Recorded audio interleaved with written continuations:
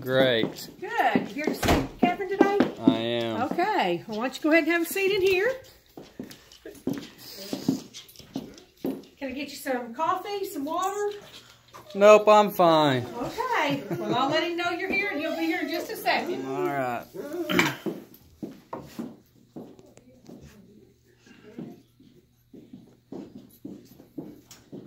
Hey, Alex and Mia, how are you? Great. Good, good. Well, welcome back. After our first consultation, we did go ahead and put together a couple of ideas that we talked about, and so I'm going to take a few minutes today and kind of go over what we discussed. Awesome. All right, Alex and Mia Salazar. Here we go. You guys are a two-income family, small business owner.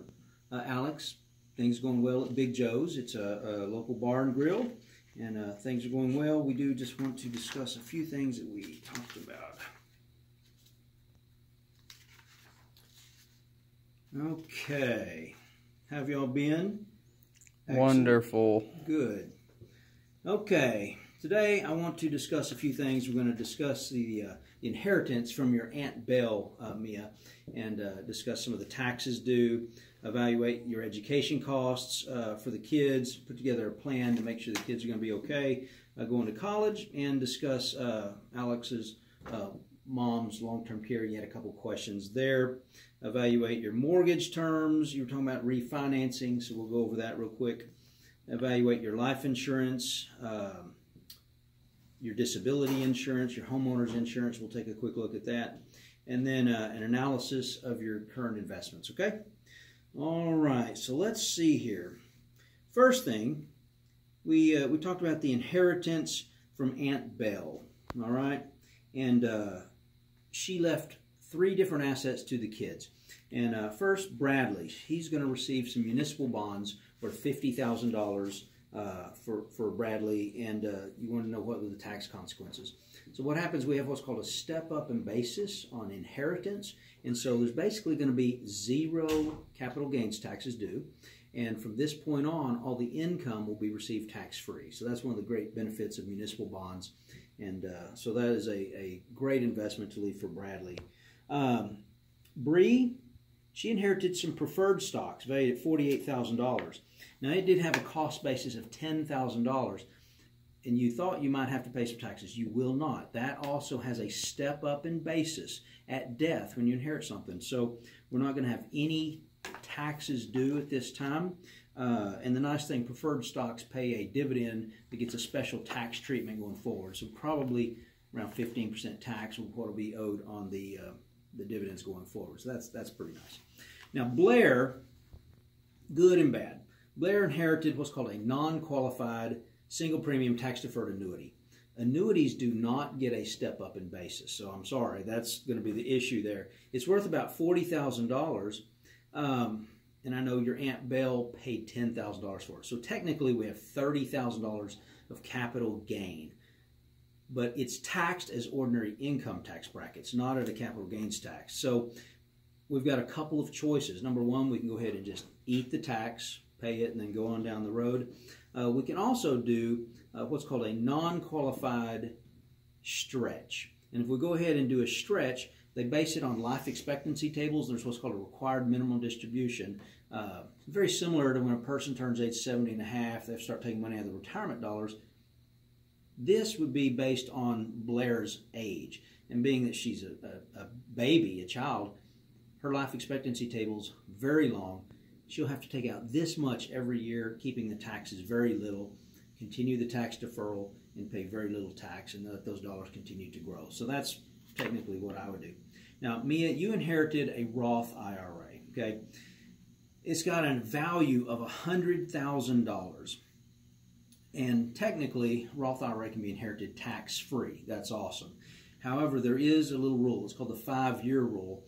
And 4 years ago, your Aunt Belle, she converted a traditional IRA into this Roth IRA, and she paid the income tax at that time, but each time you do a conversion like that, it starts a 5-year rule over on those particular dollars. And so technically, we don't want to just cash that in because we'll have some tax due on that $25,000. You can take out $75,000 now, tax-free, and the other $25,000 next year. Or we can also do what's called a stretch. That way, we take it out over your lifetime, Mia, and that would all be tax-free. You take out an amount required by the IRS each year. We do have to start your first RMD payment by December 31st of the year after she died. And so we only have about a month or two before the end of this year. So we'll need to go ahead and take our first RMD, or at least take that much out this year. All right. Any questions? Okay. Let's go ahead and talk about the education cost. And so we had discussed in today's dollars about $23,000 what it costs to send a child to college. And we wanted to basically look at an inflation rate of 4% and what it would cost for each of your kids to go to school. We've done some calculations. Don't let this scare you, but basically here's what we've got. Bradley, who's 10 years old now, by the time he gets to college, it's going to take approximately $133,666 to send him for 4 years of college. Bree, who's age 5 now, will take about $162,625 for 4 years of college. And Blair will need about $182,931. I know that's an awful lot of money, but based on that, the above future needs, we're going to need a lump sum. There's a question you had. What would be the lump sum you need to put aside now to let those dollars grow? Bradley technically would need to put aside about $795,000 today, or $78,000 today. If we invested that with a 7% return, that should grow to the proper amount needed of about $133,000 by the time he's ready to go to college. Bree would need about $67,000, and Blair would need about $61,000. So total we need to set aside today, if we wanted to achieve fully funding their college, would be about $207,000 today. And we use a program called a Section 529 College Savings Plan. So the wonderful thing about that is a 529 plan, the money grows tax deferred and it comes out all tax free if it's used for qualified higher education expenses.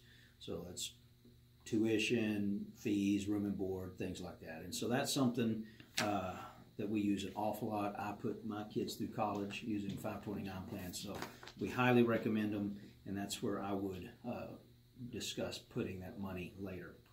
All right, you did ask me one thing about Alex's mom's long-term care. I know she does have a long-term care insurance policy, and that's fantastic. You did ask about the cognitive impairment. Wait a second. You had something wrong with her eyes. Oh, here we go. Macular degeneration in her eyes. So you asked what percentage. Honestly, I've never heard that. We may want to contact the insurance company directly. I've never heard that. Technically, you have what are called activities of daily living. So there's 6 of those, ADLs, and most policies will pay if a person have a significant impairment, like Alzheimer's, something like that, cognitive impairment is what they call it, or they can no longer perform 2 of the 6 ADLs. And so normally that's what would qualify a person to use their long-term care policy. But if we do have a question about her eyes, I think we might want to contact the insurance company directly, and you can ask that question directly to them.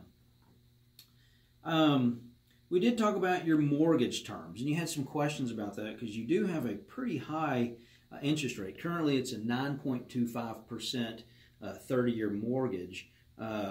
We did a little math and came out with this. Over the life of the loan, you're going to spend about $308,000 for a $104,000 house. And you currently owe about $98,000. So I think refinancing would be a good idea. You said you talked to the bank and they were giving you 4 options. One was a 15-year fixed at 3.5.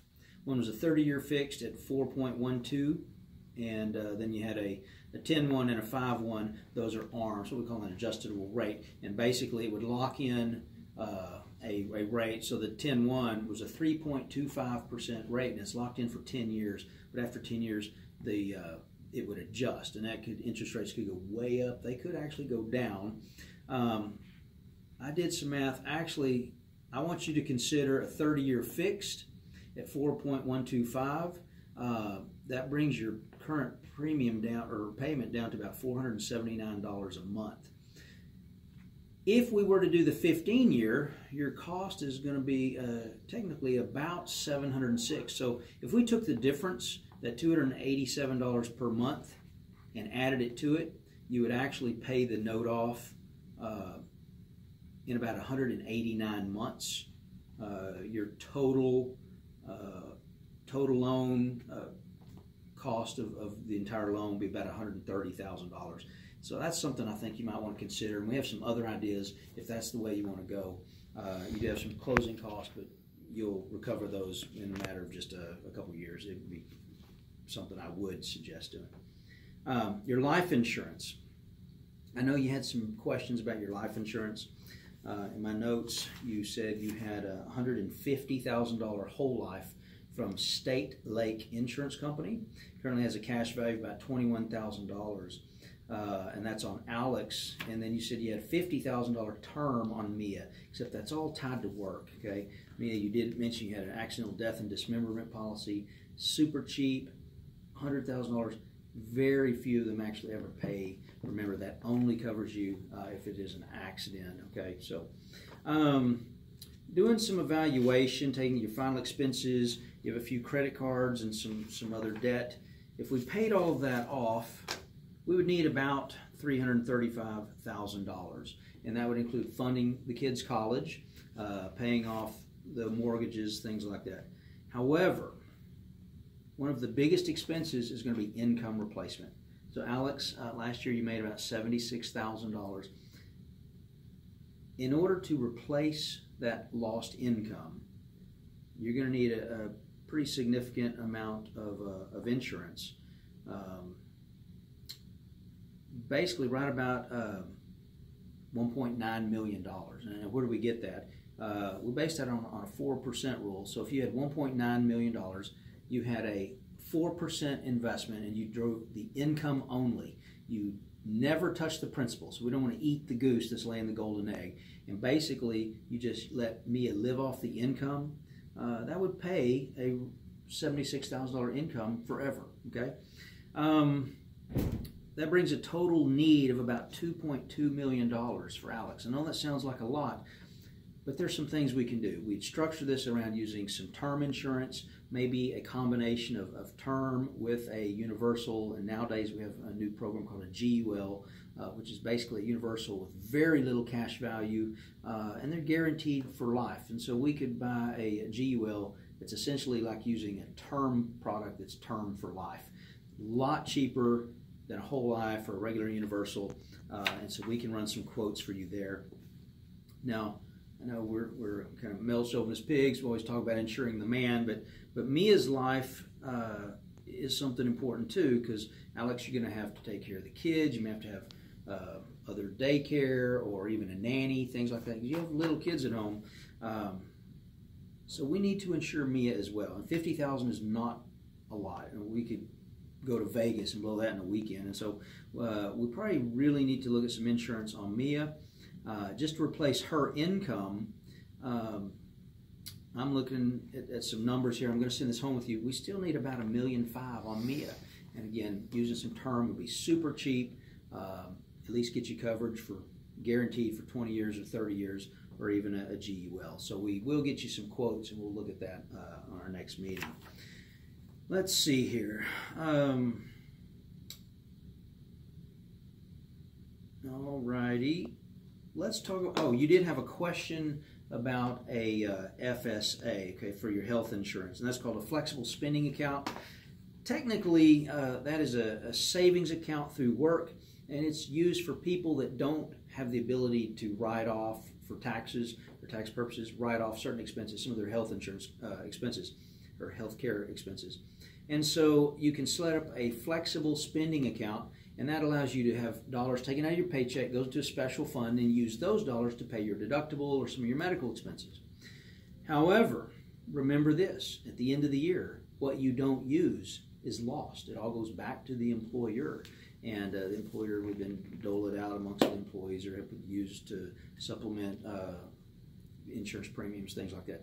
I'm not the biggest fan of an FSA, and so I don't think you need to. Is it the same as a HSA? No, it is not. That's a health savings account, and those dollars belong to you. Okay. And FSA money goes back to the employer. We don't really want that to happen. Plus, you guys are self-employed. If you're self-employed, 100% of your health insurance premiums are tax deductible.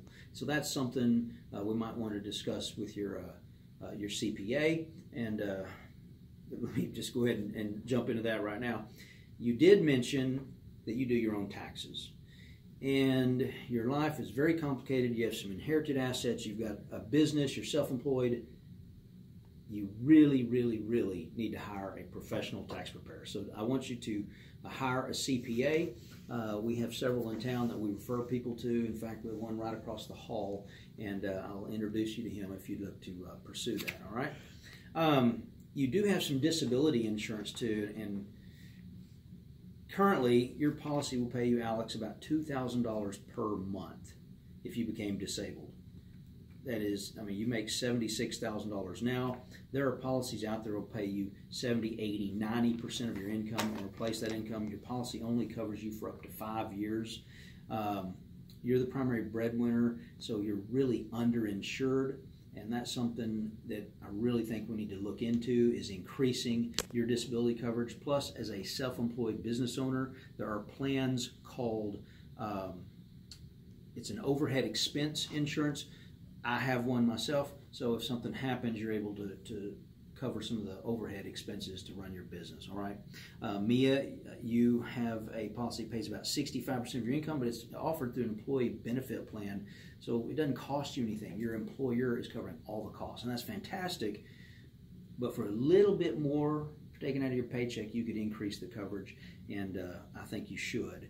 Also, your policy covers you until you're age 65, which, Alex, I think that's the type of insurance we need to look at for you as well, okay? All right, your homeowner's insurance, you're currently covering your dwelling up to $97,000. You do meet the 80% coinsurance rule. We'll discuss that a little bit more later, but I'm not a property and casualty insurance agent, so I do want you to address this with your agent, but I will tell you, I do think you need to increase your coverage. It would not cover a full loss of your home and everything in it. Also, you do not have an umbrella policy, and so with an umbrella policy, that would cover you for any other liabilities. Now, let me just address something. You're self-employed. Alex, you own a bar. Now, a bar puts you at a much higher risk financially, because you could have a drunk person leave your bar, hit somebody, and they'll come back and sue you, okay? So you really need to have a lot more insurance coverage, especially on an umbrella policy. Make sure you have business insurance to cover the bar. I also think you need to address some other liability protection, such as maybe incorporating. If you were a corporation, that'd give you more protection. There's a few other things. I myself have what's called a family limited partnership, or an FLP. It provides a lot more protection. Being the type of business you're in, you absolutely have to do that. Now, we're going to need to see an attorney to take care of that. If you needed to go that direction, incorporating or do a family limited partnership. My dad is here in the office. He's our in-house attorney and handles any legal matters that we need. I'd be more than happy to introduce you to him, or if you have a family attorney, but that's something I really, really want you to look into, all right? Oh, one other thing. I noticed you got quite a bit of sports memorabilia, and it was worth, some money. That's not covered on your regular homeowner's policy. If you have jewelry, art, guns, things like that, typically not covered on your regular homeowner's policy, so you need to add that. So talk to your insurance agent for your property and casualty, and you'll probably want to add your sports memorabilia. All right, let's take a quick analysis on your investment positions, all right? Technically, you have 3 stocks. Alex, you indicated you were comfortable with your risk tolerance level of about a 7. We're hoping to have a projected annual return of about 7%. Let's see. Upon review of these stocks, I believe the stock A and B are good. Stock B has an average return of about 15%, but it has less volatility than stock A, and so PE ratios indicate that it's a good company. Stock C, that's the one I want to address. It does not meet your goals and your criteria. All right, its beta indicates that it is 150% more volatile than the market. Okay, stock C is what we call a penny stock. It's priced around $2 a share. It's a penny stock. It's not traded on the normal stock market. They're extremely volatile, extremely risky. You've lost money since the day you invested in it. Most penny stocks do lose money. They're high risk. I suggest we sell it. I'm not a fan of penny stocks. Let's get out of that. And I'd rather you buy some good, high quality company, and I think you'll be happier in the long run. All right. Your mutual fund portfolio.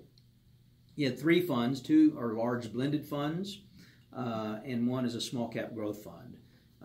They've all performed pretty well. Your fund A has consistently outperformed its benchmark, but funds B and C, they have both underperformed their benchmarks. That being said, fund C does have less volatility, so it's considerably less volatile.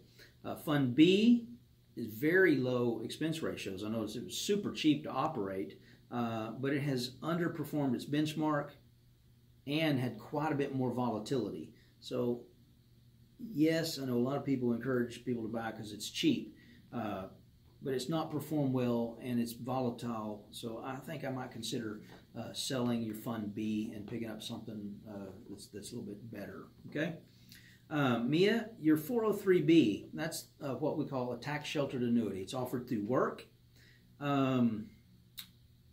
It appears that your variable annuity is what it is. It's a variable product. It has stock positions called sub-accounts held inside.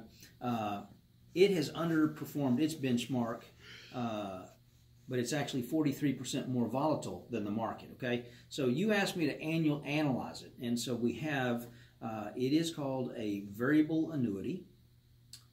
You wanted me to use the CAPM, which is the capital asset price method formula to determine how risky it was and if the premium or the risk was worth it. Okay, so we did. We went ahead and performed. You've got a CAPM of 16.67%, and it's kind of interesting. You asked me to use that. Most people don't know what a CAPM is, but based on that formula, you should demand at least a 16.67% return in order to justify the higher risk that you're exposed to. Okay, your average return has been 11.5, and that's far below the 16.6 that you should be getting in order to justify that higher risk. Okay, I might consider rebalancing using the sub accounts. Apparently, you're not getting very much service from the agent or representative who sold it because you're all in one particular sub account. It's not performed well at all. You have no diversification within the portfolio. So I would either rebalance it, or you might look at another 403B. We typically find a straight mutual fund platform is cheaper than a tax-sheltered annuity. Annuities sometimes have higher fees and expenses, and so a straight mutual fund platform is cheaper, less expensive to operate, and that helps your performance actually be considerably higher. All right. Also, your employer is matching 25% of your contribution up to 2% of your salary, and you're not putting that much in. I need you to go ahead and increase the amount you're saving, and I mean that's free money. Every time you put money in, your employer matches up to a quarter of what you put in. All right. You did mention that you were at one time part of the state teachers retirement program. I know the school you work at now is a private school. And so here in Texas, we have what's called the Texas TRS, or Teachers Retirement System.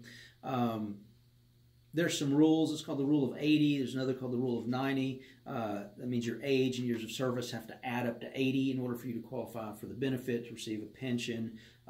Technically, if you can make it up to the Rule of 90, adding your age, years of service together, you can actually walk away with a lump sum and a reduced pension. You didn't work there long enough You actually have a very small amount in the state teachers retirement program. I know you said you didn't want to add that into these dollars that we're looking at, but I think we might want to contact the state, and that's some money that you could roll over or take it, unless you do plan on going back into the public school system at some point. You mentioned you would never do that, and you like the private schools, but if that was the case, then we want to leave it right where it's at, okay? Okay, Alex, your IRA, you have it invested through a bank, a local bank. You have stocks. You have a couple of different stocks here. You did indicate that you wanted to add some money and buy new stocks. So I did look at this. Your current stocks that you currently have give your average return on your portfolio a 9.83% average return. That's fantastic, okay? You did ask about buying stock G with the $4,000, and you asked me to do a calculation and figure out what that would do to your portfolio. You're currently making a 9.83% average return. Technically, this stock G, it's been paying 8%. It's expected to return 8% in the future. If it continues to do that, there's no guarantee on a stock. You understand that? It would actually reduce your overall return to about 9.57%. So it would reduce it by about 30 basis points almost. That's still above your 7% target that y'all want to achieve through your investment portfolio, but it would add a little bit more diversification. So I like it, and I like stock G, and I think that's something you might look at doing, okay? All right. One thing I do need to address, both of your retirement accounts, Mia's TSA and Alex, your IRA here, they're both set up incorrectly. Your beneficiaries, Alex, yours is through a bank, so I'm sure when you open the account, the banker just checked a box and they didn't ask some additional questions. Your beneficiaries are your estate. We do not want that, okay? Alex, I want you to change your beneficiary to make sure it's Mia. And Mia, make sure your beneficiary is Alex. There are some tax consequences by having your beneficiaries designated incorrectly, and we do not want to have a state, all right? So we need to look into that. Next question was about some income taxes. Again, I can't stress enough that you do need a professional tax preparer. And in fact, having a professional prepare your tax return, I believe as a self-employed business owner, you're missing a lot of deductions and things that you could write off. I think you're paying unnecessary taxes simply by not taking these deductions you're entitled to. And being self-employed and doing a self-prepared return throws up a lot of red flags and makes you highly susceptible to an audit. And having a professional tax preparer do your taxes greatly lowers your risk of getting an audit. And so that's something I think you ought to look at, all right? Retirement analysis. You mentioned that you guys want to retire in 25 years at age 62, okay? And you want to have an income equal to 80% of your pre-retirement income. But I adjusted that for increased compensation or inflation, technically. Alex, this last year you made $76,000. You believe your income will increase by 3.5% a year annually. That's fantastic. I hope it does. I did notice the last 3 years your income had gone from like $57,000, $59,000 up to $76,000. So you're seeing an increase. However, being self-employed, there's not a guarantee of that. So let's hope it does, all right? But if your income continues to increase, by the time you are 62 years old, you're going to have an income of approximately $179,000. That's with an increase of 3.5% a year. You indicated you want to have 80% of that in retirement.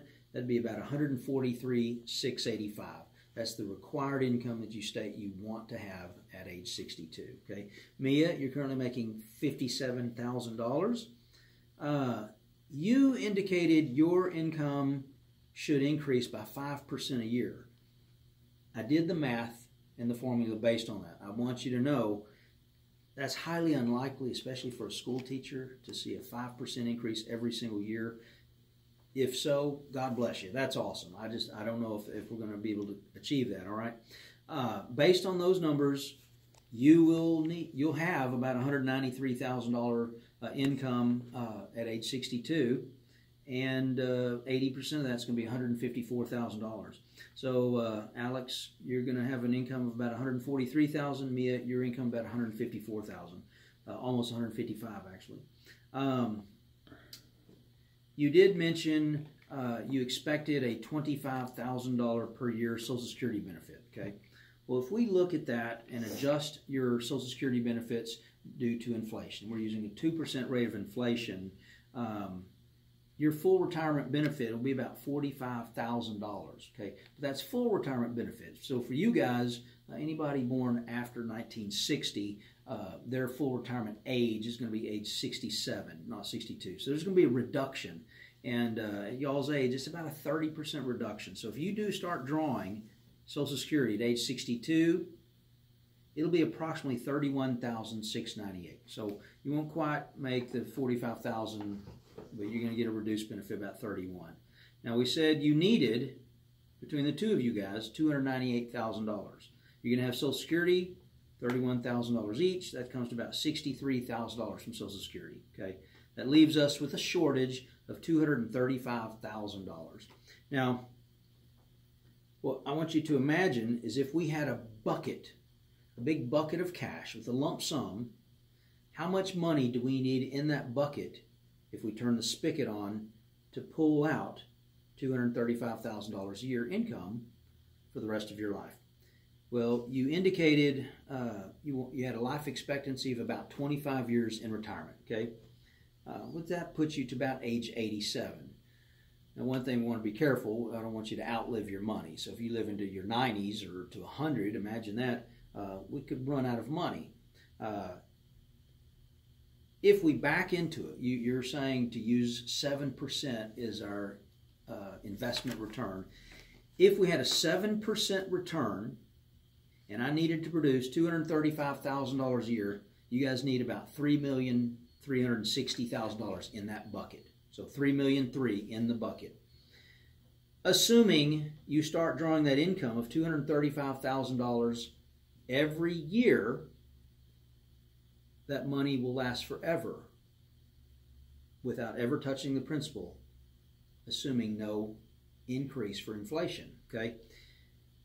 You said you wanted the money to last for 25 years. If we use a 2% rate of inflation, we did a graph, that money, $3,300,000, will last for 25 years. So by the time you're 87, the bucket is empty if we continue to increase the dollar amount by 2% a year. So that would meet your goals, $3,300,000.